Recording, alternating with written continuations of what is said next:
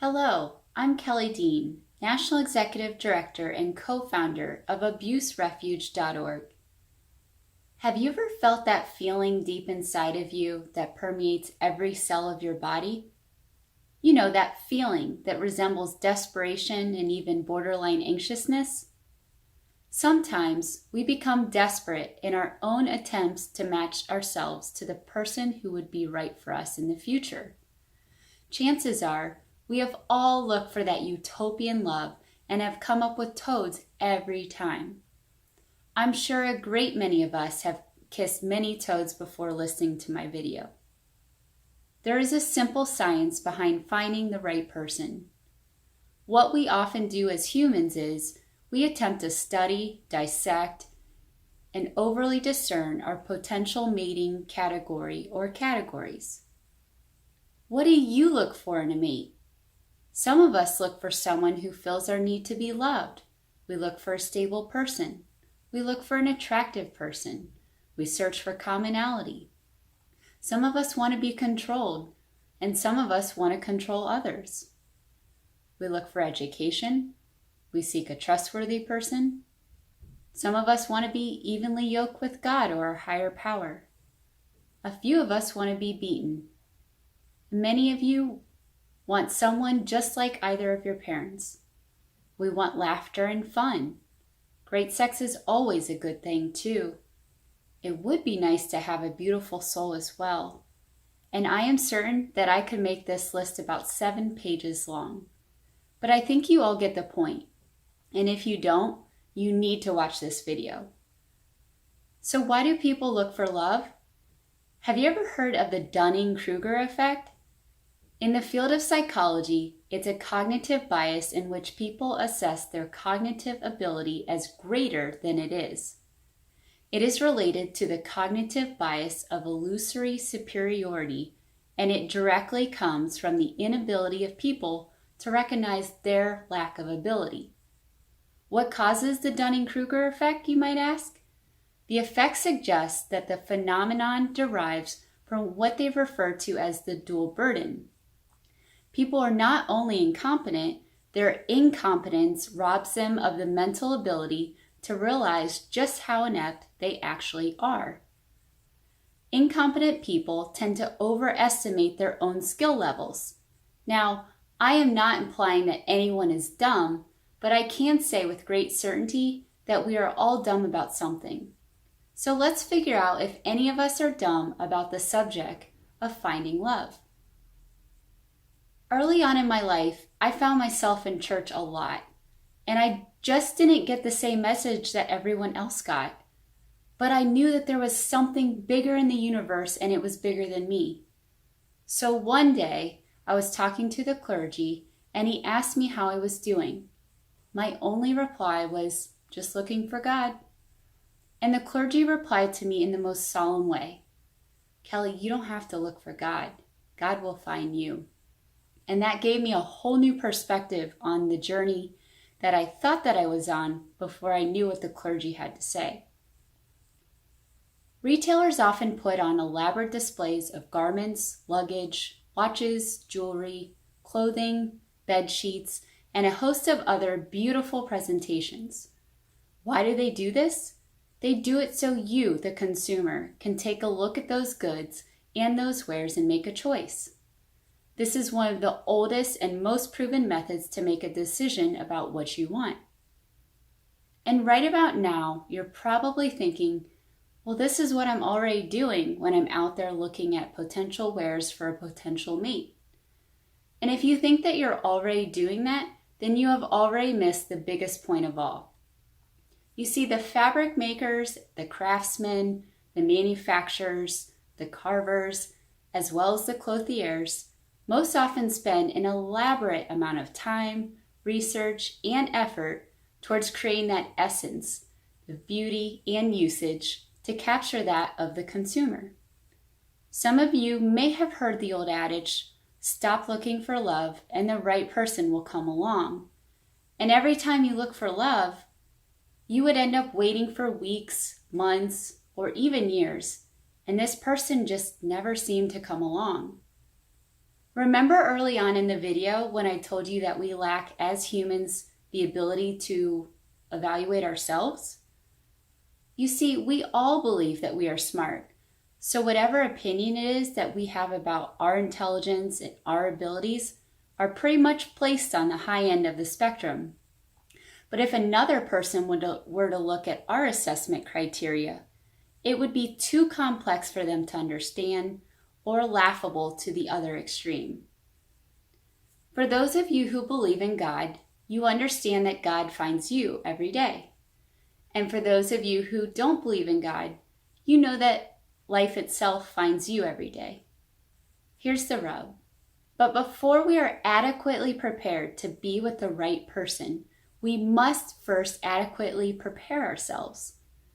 If you're looking for commonality, then you should do your level best to have a working knowledge of the things that you look for in a man or a woman.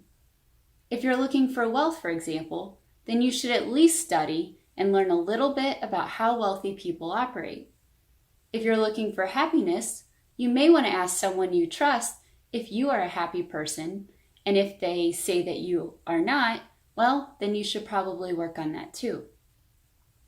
If your idea of a great relationship involves great sex, then you should probably ask a couple of your old lovers if you were any good at it, and if they tell you that you were not good in bed, or at least that you were not as good as you thought that you were, then you should probably work at that too. How you get that done is up to you. No one will ever make you happy. It's up to you to make yourself happy, and it's up to your mate to keep you that way. Making and keeping are two different things, and we will discuss that more in later videos. If you're looking for a godly man or woman, then take a deep, long look at your relationship with God first. I think you all know where I'm going with this. Basically, you are what you attract. If you have a good core, you will normally observe that your mate will have one as well. If you exude sexuality, then quite often you will attract a mate who appreciates your sexuality. If you're a brainiac, you probably have a low tolerance for small talk. Therefore, when a mate presents itself, their verbal, analytical, and command of intellect would definitely mean a great deal to you. Whatever it is that you're looking for in life will always find you if you prepare yourself in the vein of what you seek. All you're doing is setting yourself up to receive the right person. Some of you are probably thinking, but I am already this way. Unless you have taken a little bit of time after watching this video and introspectively made a valid attempt to ask yourself any or a number of these questions posed, then you are probably not already this type of person. Remember the Dunning-Kruger effect? Maybe you need to listen to the beginning of this video just one more time. The secret is that if you lift the expectation of self, then your potential mate will recognize in you what he or she sees in themselves. There's another criteria to consider in later videos, but I will briefly touch upon that now. They say that opposites attract. Once you are sure that you have done your homework and you have ameliorated who you are, then only could you truly be the opposite of another. Opposites only attract when one person lacks the level of appreciation of what they admire in another. We will talk about this criteria in later videos to follow. Here's the kicker. You will learn throughout our video series and grow to appreciate how abuse, pain, degradation, tolerance, and captivity will pretty much destroy any dreams you would have of ever finding your true and highest mate. Once our psyche has been deviated from its intended path, we tend to lose perspective on what is right or wrong for us. We're no longer living within the norm of what is considered sane. We are existing in an altered reality which is owned, controlled, and managed by someone else. So even if you leave the relationship by some miracle, you will take that damage with you, or how most people say today, you will carry that baggage with you. And carrying baggage is exactly what it says it is. You are carrying everything about you, your soul, your dream, and everything you own in that luggage. Unless you're the strongest person in the world, you are going to need some help. Unless, again, Dunning-Kruger kicks in, and may God help you if it does. You will end up making the same mistakes over and over and over again. As an anecdotal tale, I'll share this. After many years of torment and pain, I found myself at the literal end of the rope, and I mean I was hanging from a literal thread. You see, on my way towards preparing myself to repeat my same old behavior and my insistence on finding more pain, which would have certainly killed me, I reached out to a friend, and that was probably the best move I've ever made. I guess I just got tired of thinking that what I was doing was right because everything always seemed to end up wrong. So I thought, what do I have to lose? Literally, my life. And this time, it would be permanent. Even as I began to reach out for help, boy, was I still on that same path of destruction. I couldn't help myself. This was all I knew. But as I reached out more and more, I began to release myself of that dual burden of being stupid and doing stupid things. Basically, I needed to wisen up. So for the first time in my life, I actually listened. And it was hard because a victim always has an excuse for everything, especially our failures. But what I learned was that somewhere along my path, people, my environment, my belief in self, and my misunderstanding of power all contributed to just about every failure I made in life. And just because we think we're right does not mean that we are. And even if we think we're wrong, it doesn't mean that either. What it means is that we need to have another way of evaluating ourselves and look for that lost lesson in life that we are obviously have failed to capture or learn. These small and oftentimes insignificant lessons are accumulative in effect, meaning that one lesson builds upon the other, and one lesson builds on the other, and those two build on additional lessons, and so on and so on. If no one ever told you that you were smart and capable, but that you were constantly told and considered as dumb, ineffective, well, then chances are you're going to grow up and pretty much take on the role as a dumb and ineffective person. It's not because you want to be, rather it's because that's all you know. That's why I listened to my friend when I reached out. All of my relationships in life have specifically been in exchange of power.